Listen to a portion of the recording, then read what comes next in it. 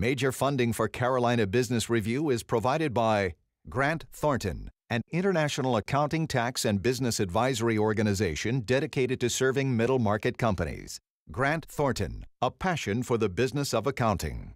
Novant Health, including Presbyterian in Charlotte and Forsyth in Winston-Salem, are affiliate heart hospitals of the Cleveland Clinic, consistently ranked #1 in the nation for heart care.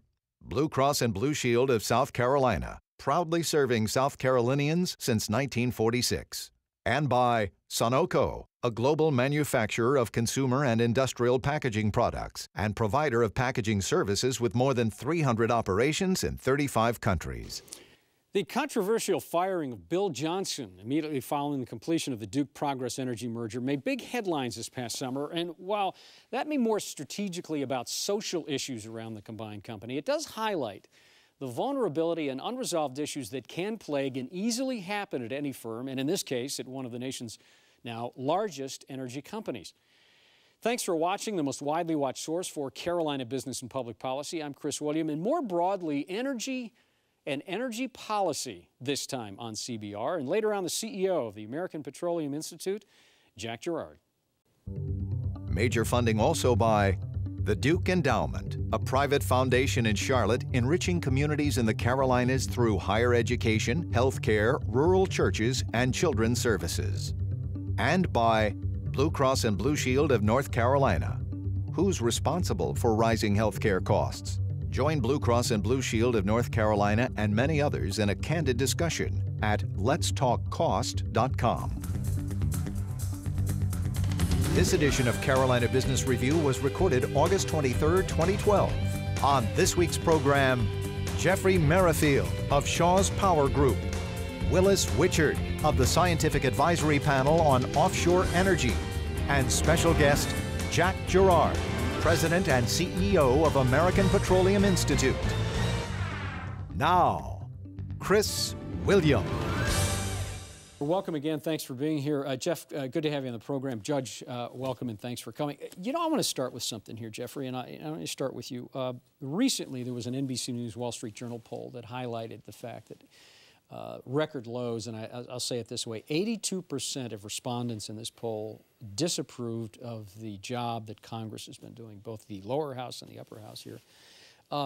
When you take that kind of disillusionment, maybe is a good way to say it, and you apply it to energy and energy policy, do you kind of groan inside and say, gosh, you know, we need some energy reform here and now we're farther away from it? Or is there some opportunity in here? How do you look at those kind of statistics? Well, I always try to be an optimist. It goes to the heart of your question, though. I mean, I think what Americans are seeing at this point in Washington is that Congress has gotten very good at not doing things. And there's really a mantra to stop things from happening. And I think what the American people are asking for is Congress to really focus on issues that matter. And for us, certainly, energy is clearly an issue that matters. There are changes that Congress can make to incentivize greater energy production here in the United States, and I think people want that to happen. I say I'm encouraged because hopefully when we have the turn of the year, we get through the election, we get a new Congress, we get an administration, whether it's the current one or Governor Romney taking over, hopefully we can get a refocus on energy issues and really move us forward, because it's an important economic driver we need to focus on. You know, Judge, in the same context here, you just came out from, well, not just, but recently came out from underneath this special panel that you chaired for Governor Perdue in North Carolina, and you presented the report. Going through the process of this and looking at what energy and what energy policy going forward for the old North State is, how does what Jeff say, and how does the question that I originally asked, how does that square with you? I think this is a great problem we have these days. I have a good friend who is a friend of Steny Hoyer, the #2 Democrat in the House. He says he was talking to Steny recently. He said it's small comfort to have your polling numbers at 5% when the Congress as a whole is 3%. It's better than that, but not much. I served 10 years in the state legislature. It wasn't this way then. We got together and worked things out. Some of the most important things I did, I had a substantial number of members of the other party supporting my legislation. So, as Jeff has said, hopefully when we get the presidential election behind us, if the president is reelected, he can't run again. Maybe then people can get behind him and do the things that need to be done, or if we have a new administration, simply focus ahead in addressing energy and other problems that we're facing. You know, I want to ask the question, and I don't think we have time to go down the road, but what happened to statesmanship? But we'll leave it there. Let's go to the heart of energy. It's not what it was, that's for sure. Yeah, clearly. The heart of energy in North Carolina, pretty landmark decision by the legislature this year, and that was to legalize fracking. Judge, I want to stay with you. Legalizing fracking in North Carolina does not mean that North Carolina is going to begin drilling right away. What does this mean going forward? Does this give North Carolina the first mover advantage? Does it open up many things? Is there going to be a challenge we haven't thought about? How do you look at this? The legislation puts in place a process moving toward engaging in that endeavor. There's a commission that is in the process of being appointed that will govern and regulate the process, develop the rules and regulations. So I would say we have moved in that direction. Doesn't necessarily mean we're going to do it. I would think local governments are going to weigh in on this. I was with the mayor of Sanford earlier this week. That, of course, is an area where there is believed to be a lot of natural gas underground.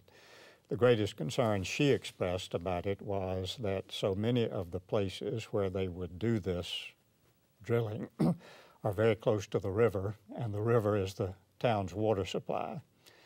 And the great concern that's been expressed about fracking is that it pollutes water, uses water, and we already know that we have a water shortage. I know a very eminent scientist who is absolutely convinced we're going to run out of water and it's too late to avoid that. Now, I hope he's wrong, but clearly we have a concern about water supply. So hopefully the folks regulating the process will take account of both economy and environment and find what we need to do.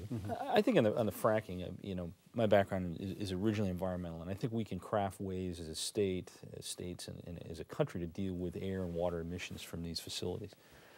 The other part of the fracking discussion, though, is the jobs, and in this economy, you've got to talk about what does this mean. Obviously, initially, there's some drilling activities that would take place in various parts of the Carolinas, particularly North Carolina. You have the opportunities for building pipelines, pipe fabrication, you know, facilities. Our company operates some pipe fabrication facilities that are extensively used in the Gulf area. We have some located in South Carolina. Those would be the kind of facilities that would see a bump up in jobs as a result of that.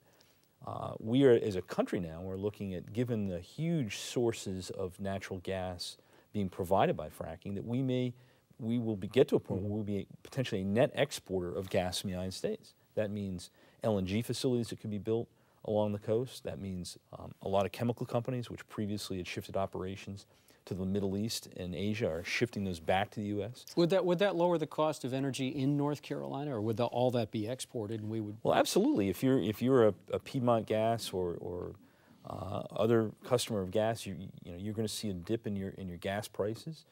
One of the reasons that industries are thinking about coming back to the United States is because access to that lower cost energy, which is a major input for manufacturing, things like plastics, significant user of natural gas feedstocks, you know, that's not offshore anymore. That people are seriously thinking about bringing those in the United States. And those are the kind of manufacturing jobs that our country's really been begging for the last 10 years.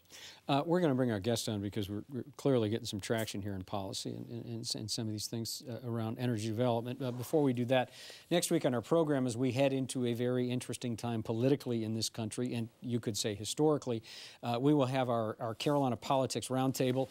Included in that is Winthrop University Prof. Karen Kudrowski, who's been on this program before. Out of South Carolina, there's a thing called State House Report. Andy Brack is the publisher. Andy will be on this program with us. Susan Roberts from Davidson College, a public policy and policy sci expert up there. And finally, from NC Free Enterprise, Jonathan Kepler will also be on this program. What happens to the world, our everyday life, when the flow of energy stops? You know that feeling when the power goes out in your house, or better yet, when the flow of energy is disrupted for a day or a week due to some natural or other disaster. We know that feeling. When you really stop and think about it, though, it is truly amazing that for decades this country and our communities have had dependable flow of oil to continually power our lives, but to go a bit further, the implications of our oil extend way beyond keeping our iPads charged. It includes job creation, domestic energy policy, homeland security, among a list of other things. Joining us now is the President and Chief Executive Officer of the American Petroleum Institute, Jack Gerard. Jack, welcome south, and it's nice to have you here. Thank you. It's great to be here today, Chris. Jack, let's go back to something that happened in 2003, and I just found out prior to this program that this guy here was the interim chairman during this disaster at the NRC. In 2003, August of 2003, the great Northeast blackout affected 55 million people from the northeastern United States up through Canada. Does it take, and we just heard about the headlines, 600 million people in India affected by a blackout. Does it take this kind of being on the edge of chaos for us to implement some serious policy reform in energy? Or is there some other way that we're going to get to this? Well, I think there's two answers to that, Chris. The first one is we certainly hope not. We certainly hope it doesn't take a crisis every time to get the public policy necessary or to get it right so we can move energy policy forward. The second aspect, though, that Jeff touched on just a moment ago is the job creation potential here. And I think that clearly has the public's attention. Just a week or so ago, we did another national survey that showed 92% of the American people understand that when we talk about oil and gas development, the business we're in, they recognize there's a direct correlation to job creation. And what we're seeing today in states like North Dakota, a lot of people don't know much about, second largest oil producer, the median income or wage in North Dakota in the oil and gas business is $90,000 a person. The median wage for everybody else in North Dakota, $45,000. So when you look at states like Pennsylvania, when you talk about natural gas development, the potential right here in the Carolinas to participate, we're talking about good, well-paying jobs at a time we need it most. So I think those issues are also going to come into play. You see the president talking about it. You see Governor Romney now talking about it. I think energy is going to be a hot topic going into the fall election. And I think the public's ready for a sound, comprehensive policy where we really start looking at our own resources like natural gas in the Carolinas and say, how do we put this forward, produce American energy by Americans for Americans? So I'm hopeful that economic dynamic will help push us to a sound policy. Jack, would this be as easy of a sell on policy reform if we hadn't gone through the Great Recession, if we didn't have these high unemployment numbers and a lot of pain? Well, it's interesting. The public focuses on what's most important. At any given time, I think we're all focused on the same things. How we feed our families, how we put them through school, how we plan for our retirements. But what's happened today is the economic circumstance in this country, the adverse nature of it, has really got us laser focused on job creation and economic recovery. And I think when you attach to that this new energy equation, when you look at the potential in the United States today, we have never before, at least not in our lifetimes, seen what we have before us today. As a world economist said just a few months ago, if we get the policy right, the United States can become the new Middle East for energy production. As Jeff mentioned, we have the potential to not only produce everything we consume, but to potentially export it. Now we're not reliant on unstable parts of the world. We don't have to worry about what's going on in the Middle East for pure energy considerations. There are obviously other considerations we look at. We don't have to worry about the demand taking place in China. If we get down that road on policy. That's right. If we get there. And that's why I hope we can do it if we stay focused on it and think what's in the best interest of our country. Jeff? Well, Jack, one of the issues I think we've all seen is that there are extraordinary opportunities to produce energy in the United States, much of which is trapped on federal lands. You come from a state that has significant federal land holdings. More recently, the Obama administration has come out with some policies. Secretary Salazar has opened up part of the Naval Petroleum Reserve in Alaska for production, but left a lot of it aside. How do we get to a policy, a national policy, where we can, in an environmentally sensitive way, tap into those national assets that currently are off the table? Well, I think it's really got to come from the ground up, and what I mean by that is I think the American people have to rise up and say enough's enough. For 30, 35 years in this country, we've had only over 85% of our outer continental shelf off limits. You look at the situation here in the Carolinas now, clear almost 2-to-1 support for development in the outer continental shelf. It's almost, 3 out of every 4 support for development onshore. And I believe the American people are better understanding the energy equation in this country, and I hope they do continue to rise up. What we're finding in our industry is we're communicating on a daily basis with people through the social media tools. I think the communication forms in society today have really changed the ability to engage this debate and elevate it such that we get to sound policy. If you look at where this administration has been, they've put 85% of our outer continental shelf off limits once again.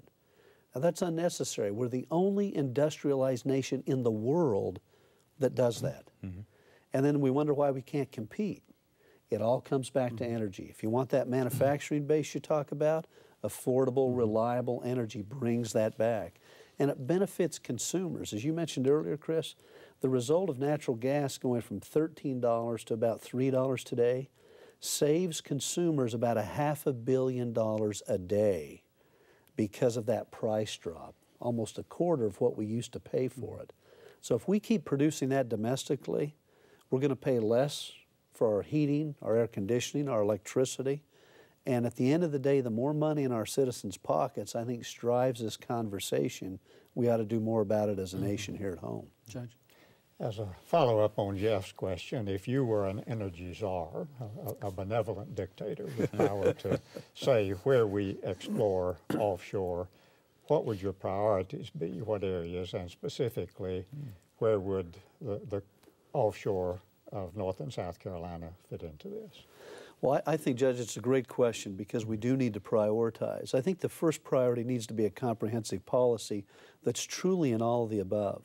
Oftentimes people look at the oil and gas business and say, well, it's self-serving, you're just after your interest. Not true. We need wind, we need solar, we need all renewables, ethanols. The oil and gas industry are the single... Nuclear, too. And nuclear, I'm Thank sorry. you, Jack. I figured you'd represent that, Jack. But in that process, we need to recognize we need to develop all of them. The oil and gas industry are the single largest investors in all those renewable forms of energy. But when you look at priority, we have great experience in the Gulf of Mexico. We've been there about 60 years. We've drilled over 42,000 wells. We have produced about 8 times more energy in the Gulf of Mexico than anyone ever thought possible. Now, it's been 35 years since we've looked off the coasts of North and South Carolina. We're really not sure what's there, but the early indicators we had 30 years ago, it has promise. So we need to get back out there with modern technologies and take a look today with our 3D and 4D seismic to really find. So after the Gulf of Mexico, we'd look to the South Atlantic. Alaska just sits up there. Everybody knows there's vast resources. Unfortunately, the decision by the President of the National Petroleum Reserve was an area set aside by the Congress to develop oil and gas. In the recent announcement by the administrations, they took half of that off limits. So we're going in the wrong direction. But the Carolinas have great potential, working with Virginia, strong support in your states, which surprises a lot of people. There's actually support on the coastline for this. Jack, I want to come back to something that happened in 2008 in an industry that I know, and that is in banking. And what happened when banks got full control? You know, the Chinese wall between investment banks and general banking came down, and banks really... You could make the argument that ran amok, and I think many people are concerned. I think everyone will nod in agreement that, yeah, we need energy reform, and we should do some of these things here domestically.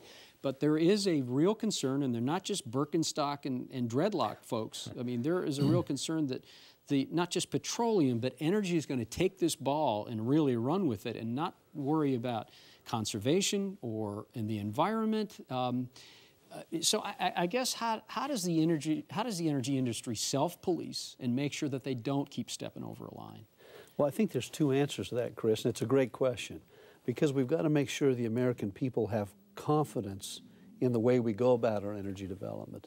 And the first response to that, and the first dimension is all the environmental laws apply to the oil and gas industry. So when we're talking about clean air, clean water, et cetera, we have to meet all the same standards other industries have to meet. In fact, there are unique statutes that apply only to the oil and gas development. The second part of that, as it relates to self-policing, the American Petroleum Institute that I represent was originally started close to 100 years ago as a standard-setting organization. And we have independent third-party certified groups that develop best practices. We set those out, and then we encourage regulators and other folks to adopt those best practices, which raises the standards for everybody in the industry.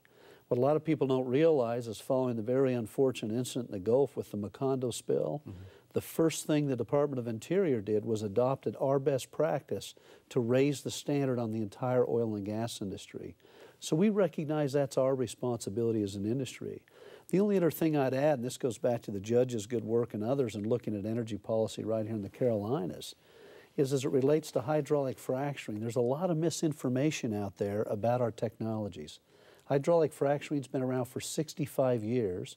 We've drilled over 1.2 million wells with it, and there has never been a case of groundwater contamination as a result of hydraulic fracturing.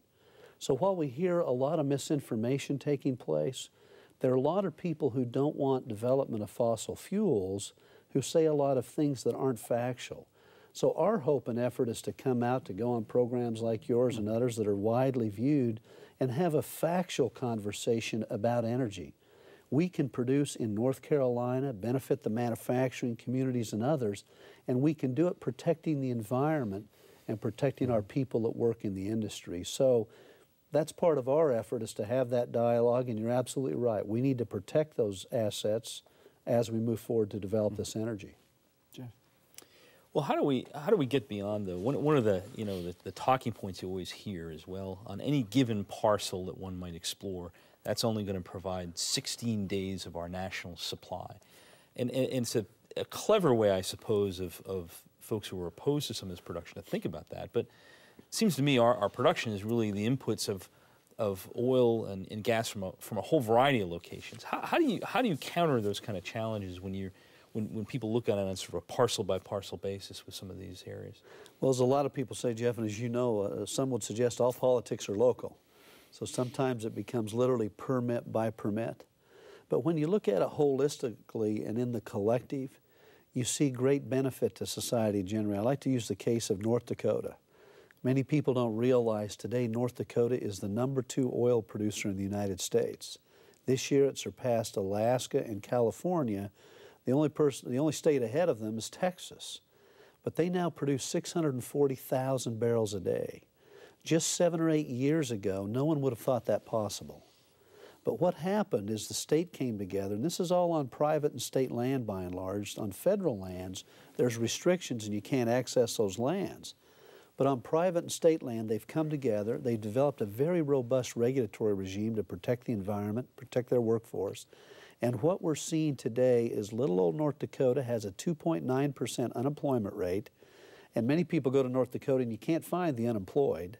McDonald's pays about $18 an hour. They give you a $1,500 signing bonus to go to work at McDonald's. And most times they have to shut them down a little early because they don't have enough workforce to take care of the people. Little towns of 12,000 are now 20,000 people. But it's a huge renaissance because of these modern technologies of hydraulic fracturing and horizontal drilling.